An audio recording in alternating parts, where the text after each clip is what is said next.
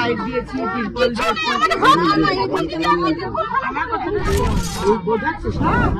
মমতা সরকারকে না হাঁটালে আবার যদি মমতা যেতে, তোরা আবার এইভাবেই থাকবে।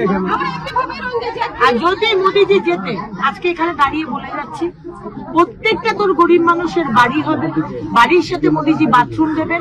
আমি তোমাদের হাতেই বল, তাকে ভোট দিয়ে যেতে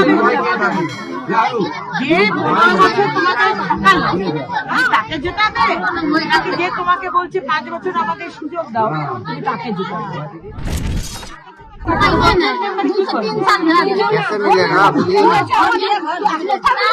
ঝাঁটা নিয়ে তার বাড়ি ঘেরাও করা উচিত।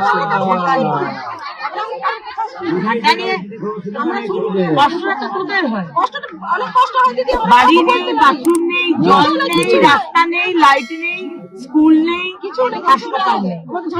আমাদের পাড়াটা কেউ দেখে না।